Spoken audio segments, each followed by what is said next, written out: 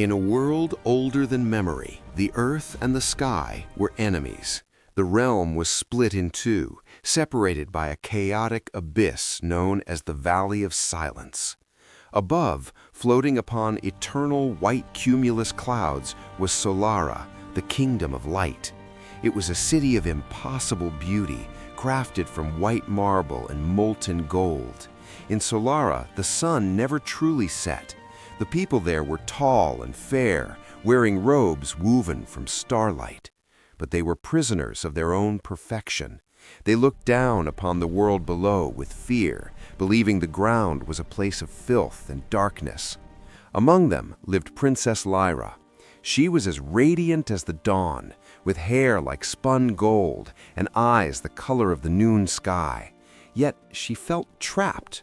Her days were spent in high towers, looking down at the swirling gray mists, wondering what lay beneath the floor of the world. Far below, deep within the jagged canyons of the earth, lay Nox, the empire of iron.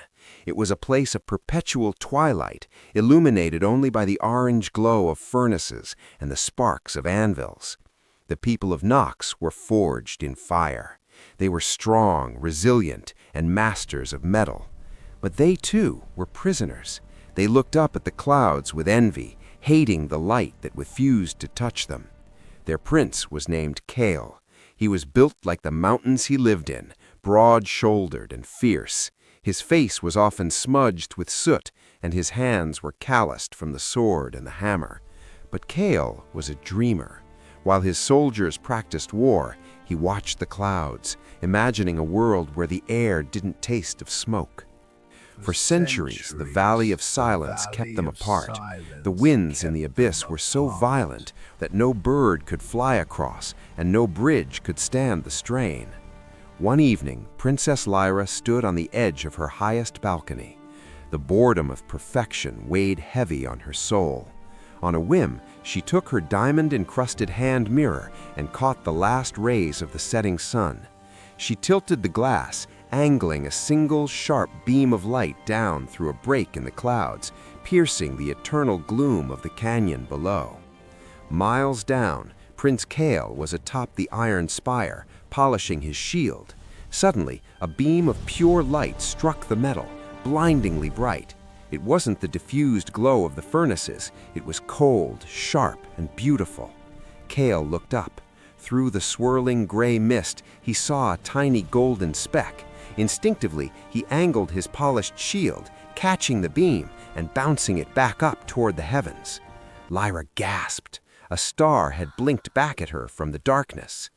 It began as a game, but it became a lifeline. Every day at twilight, Lyra would send 3 flashes of light. "I am here." And every day, Kael would send 2 flashes back. "I see you." Over months, a silent language developed between the sky and the earth. They shared no words. They had never seen each other's faces, but they shared a soul. They fell in love with the idea of the other, the only mystery left in their divided worlds. But light signals were not enough. The distance was a torture. In the fires of Nox, Kael made a decision. He put down his sword and picked up his wrench. He became an inventor. He ordered his smiths to melt down the ancient armor of his ancestors. He forged gears the size of houses and pistons that hissed with steam. He was building a monster. He called it the Mechanical Dragon. It was a beast of iron and copper, fueled by a pressurized steam engine. It didn't breathe fire, it breathed defiance. The people of Nox thought he was mad, but Kael knew that only a machine of iron could survive the winds of the abyss. High above in Solara, Lyra made her own plans. She tore down the royal tapestries and cut up her silk gowns. She gathered the lightest bamboo from the sky gardens. She wasn't building a machine, she was building wings. She constructed a massive glider, shaped like the wings of a butterfly, fragile yet perfectly aerodynamic. It was designed to ride the currents, not fight them. The night they chose to escape was the night of the great storm. Thunder rolled through the Valley of Silence like the drums of war. Lightning stitched the sky and the earth together in jagged lines of violet. "Tonight," Kael whispered, firing up the boiler of his iron dragon. The machine groaned, steam hissing from its copper vents. "Tonight," Lyra whispered, stepping onto the ledge of her balcony, the wind whipping her hair. Kael launched first. The iron dragon roared into the sky, its heavy metal wings beating against the gale. The moment he entered the valley, the storm attacked him. Winds slammed against the iron hull, and lightning struck the tail. The gears screeched, and the temperature gauge redlined. But Kael held the controls, his eyes fixed on the clouds. He was forcing himself up, fighting the very elements. At the same moment, Lyra jumped. She didn't fight the wind, she surrendered to it. Her silk glider caught the updraft, and she dove into the storm. She fell like a white leaf, spiraling down through the thunderheads. It was terrifying, but she felt free. They met in the eye of the storm, suspended between heaven and earth. It was a moment that froze time. Kael saw a vision in white descending toward him, an angel of the clouds. Lyra saw a warrior of iron rising to meet her, a god of the earth.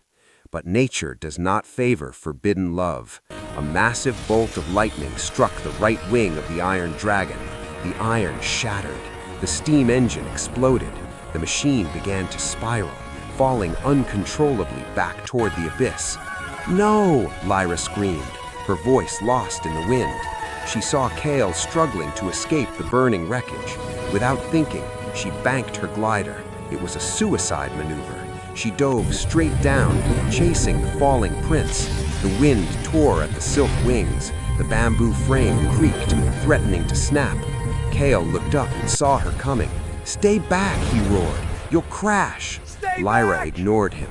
She leveled the glider just feet above the smoking dragon. "Jump!" she cried. "Kael, jump!" The prince looked at the abyss below, then at the fragile hand reaching out to him. He didn't hesitate. He let go of his iron safety and leaped into the void. For a heartbeat, he was falling. Then his hand slammed into hers. The impact nearly tore the glider apart. Lyra screamed with effort as she pulled his heavy, armored frame onto the fragile framework. The glider dipped dangerously low, skimming the jagged rocks of the canyon walls. "Hold on!" Lyra yelled, steering them with all her strength. "I have you!" Kael gasped, wrapping his arms around her. "I will not let go." They didn't fly back to the sky, nor did they land in the deep city. They crashed, softly, on a ledge halfway up the cliffside, a cave hidden from both worlds. Safe from the storm, in the quiet of the cave, they finally looked at each other. Lyra reached out and wiped a smudge of soot from Kael's cheek. Kael reached out and brushed a droplet of cloud mist from Lyra's hair. "You are real," Kael whispered. "So are you," Lyra smiled. When the storm broke the next morning, the sun rose on a changed world. The king of Solara descended with his army, fearing his daughter was dead. The emperor of Nox climbed up with his legion, fearing his son was lost. They met on the cliffside, but instead of finding bodies, they found their children alive, sitting together, watching the sunrise. The sight of the Prince of Iron holding the hand of the Princess of Clouds silenced the armies. The parents realized that while they had been busy hating the other world, their children had been brave enough to unite them. There was no war that day. Instead, there was a wedding. In the years that followed, the two kingdoms ceased to be separate. Using Kael's engineering genius and Lyra's vision of beauty, they built the Great Bridge. It was a colossal structure of steel and gold, anchoring the floating islands to the mountain peaks. The kingdom was renamed Aetheria, the land where the earth meets the sky. And at the very center of the bridge, exactly where the mist meets the sunlight, Kael and Lyra built their home. A reminder to all that love is not about finding someone exactly like you, but finding the one who makes you whole. The sky is vast and the earth is deep, but in the middle, right where we stand, is where the magic happens.